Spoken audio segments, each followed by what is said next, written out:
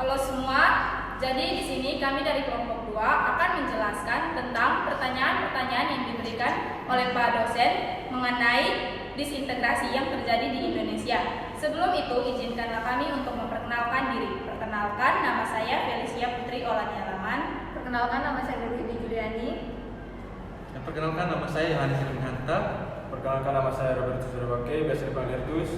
Perkenalkan, nama saya Teresia Gadul, biasa dipanggil Tessa. Perkenalkan, nama saya Rufina Yustiantinung, biasa dipanggil Yanti.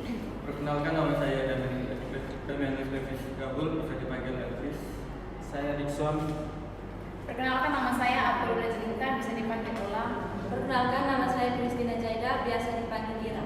Perkenalkan, nama saya Hildiana Jenung, biasa dipanggil Nini. Perkenalkan, nama saya Indah Citra Lestari, biasa dipanggil Indah. Perkenalkan, nama saya Rifan Sirman Nafen, biasa dipanggil Rifan. Mungkin itu saja perkenalan dari kami. Sekarang kami akan menjawab pertanyaan-pertanyaan yang diberikan. Nomor 1 soalnya, apa yang dimaksud dengan integrasi nasional? Jawabannya, integrasi nasional adalah upaya atau proses untuk menyatukan berbagai unsur atau kelompok sehingga menjadi kesatuan yang utuh, yang berarti mengasimilasi penyerap informasi dari berbagai kelompok menjadi satu kesatuan yang utuh. Nomor 2 soalnya, apa saja faktor dan syarat integrasi nasional? Jawabannya, ada beberapa faktor dan syarat yang diperlukan untuk mencapai integrasi nasional yang kuat dan berkelanjutan. Beberapa faktor penting meliputi kesetaraan hak dan perlakuan, peningkatan akses ke pendidikan dan kesempatan ekonomi, serta pengakuan dan penghormatan terhadap keragaman budaya dan agama. Selain itu, syarat-syarat untuk integrasi nasional yang berhasil meliputi kebijakan yang inklusif dan adil, partisipasi masyarakat yang aktif, serta kesadaran dan komitmen dari seluruh elemen masyarakat untuk memperkuat persatuan dan kesatuan bangsa. Soalnya, bagaimana integrasi nasional dalam industri pariwisata? Jawab, integrasi nasional dalam industri pariwisata melibatkan berbagai aspek termasuk pengembangan objek wisata yang mencerminkan keragaman budaya dan keindahan alam Indonesia, serta pemerataan pembangunan pariwisata di seluruh Indonesia. Selain itu, partisipasi masyarakat setempat dalam pengelolaan dan pengembangan pariwisata juga sangat penting untuk memperkuat integrasi nasional. Hal ini dapat melakukan melalui pemberdayaan masyarakat setempat dalam mengembangkan produk wisata, pengelolaan sumber daya alam dan budaya, serta promosi keragaman budaya Indonesia sebagai daya tarik pariwisata. Nomor 4, bagaimana disintegrasi nasional dalam pemanfaatan industri kepariwisataan?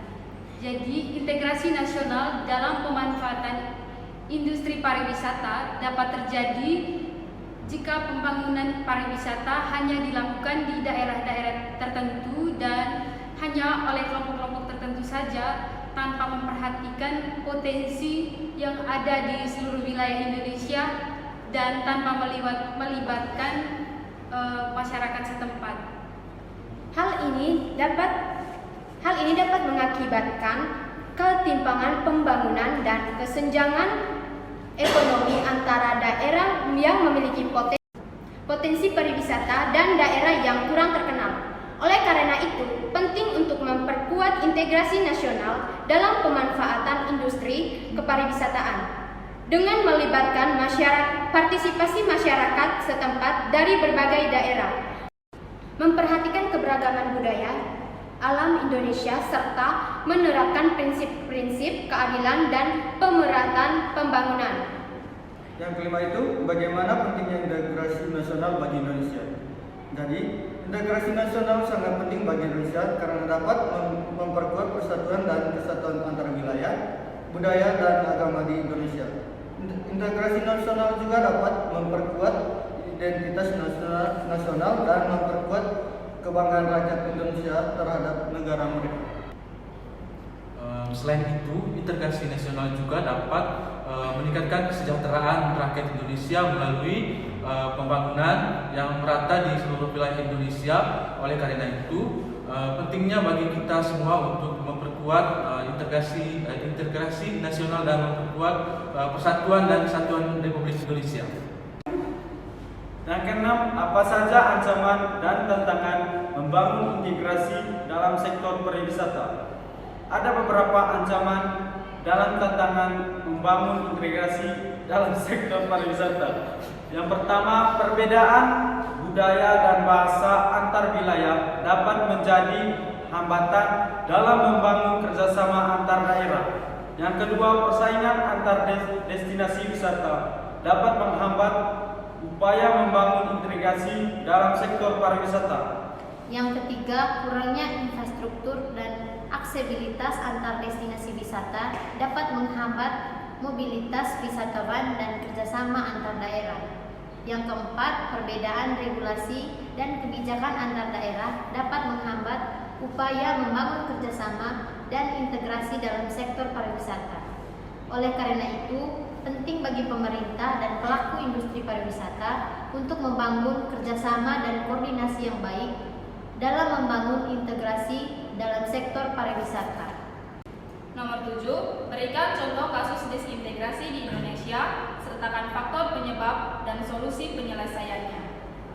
Terdapat beberapa kasus disintegrasi di Indonesia, seperti konflik antar suku di Maluku, konflik antar agama di Poso, dan juga konflik separatisme di Papua. Faktor penyebab dapat bervariasi, seperti perbedaan agama, etnis, politik, dan ekonomi. Solusi penyelesaiannya dapat meliputi beberapa hal, seperti meningkatkan dialog dan kerjasama antar kelompok atau daerah yang terlibat konflik. 2. Meningkatkan partisipasi dan kesadaran masyarakat dalam membangun persatuan dan kesatuan di Indonesia. Yang ketiga, meningkatkan pemerataan pembangunan dan kesejahteraan di seluruh wilayah Indonesia. Yang keempat, meningkatkan koordinasi antara sinergi antar pemerintah daerah dan pusat dalam menjaga stabilitas nasional.